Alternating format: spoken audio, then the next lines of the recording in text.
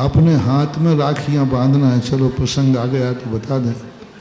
वस्तुतः प्रत्येक श्रावक को अपने हाथ में राखी बांधना चाहिए भगवान के सामने, गुरु के सामने, ये कह करके कि मैं भगवान की, गुरु की, धर्म की रक्षा करूंगा। लेकिन अब आजकल राखियां बांधने लगी भगवान की किवाड़ से, भगवान के चैनल से, हमारी पिछी से। अरे पूरी पिछी में राखियां बांध देंगे, बहुत गलत है। साल भर तुम हमारे हमसे रक्षा करवाते, महाराज आशीर्वाद दो, कम से कम एक दिन तो हमारी रक्षा करने का नियम ले लो।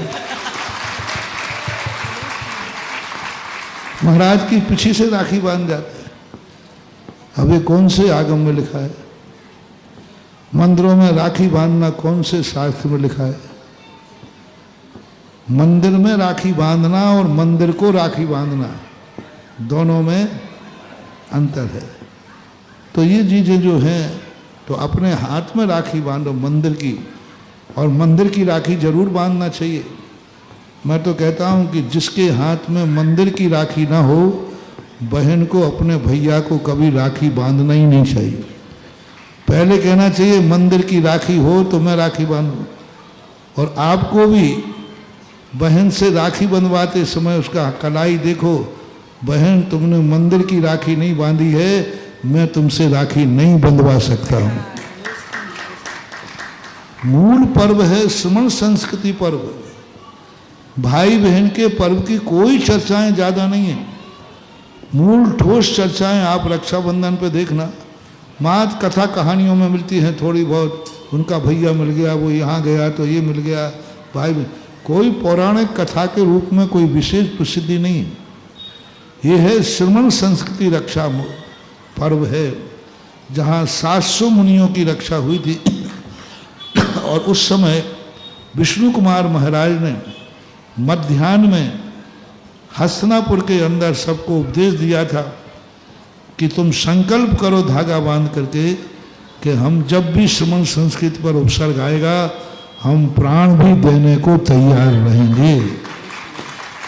उस समय से ये राखी का प्रचलन चल गया। अब वो राखी का धार्मिक कार्यक्रम तो सब खत्म हो गया और एक भाई बहन का रह गया। और भाई बहन में भी अब राखी का नहीं रह गया।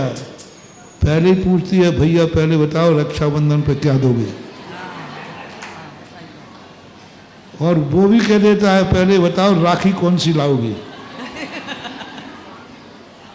सोने की राखी है कि चांदी की राखी है? अब ये सब हो रहा है तो चलता है।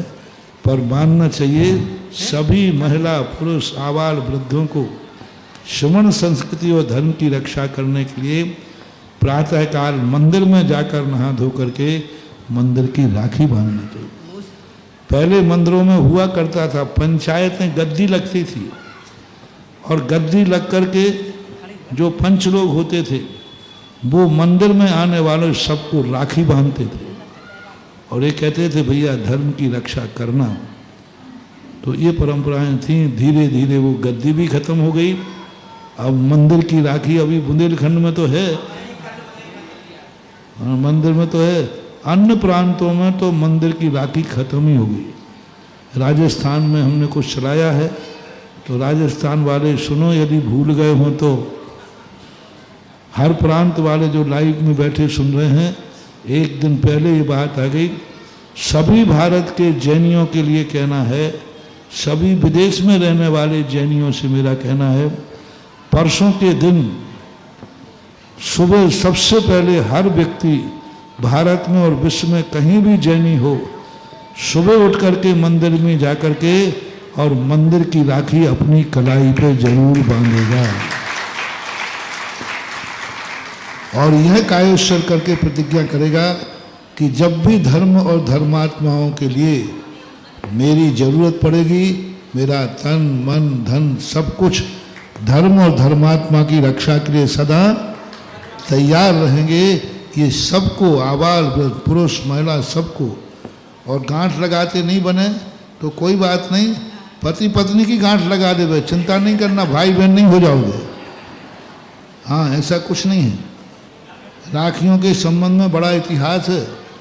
भाई बहन का ही नहीं, जब युद्ध पे जाते थे सैनिक, तब पत्नी अपने पति को राखी बांध करके भेजती थी, ये उल्लेख मिलता है। बड़े बड़े राजा महाराजाओं के संबंध में ये उल्लेख मिलते हैं बहुत सारे।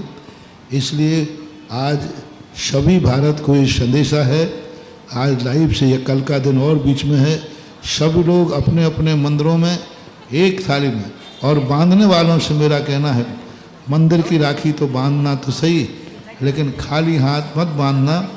इतना रुपया तो डाल ही देना जितने रुपया की राखी हो। हाँ।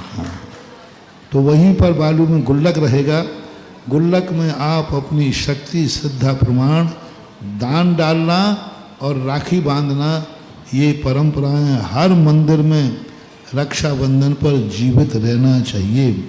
और जो जहाँ हैं, कम से कम 700 मुनियों ने इतना उपसर सहन किया, कम से कम 700 श्रीफल से उनकी अर्घ चढ़ा देना।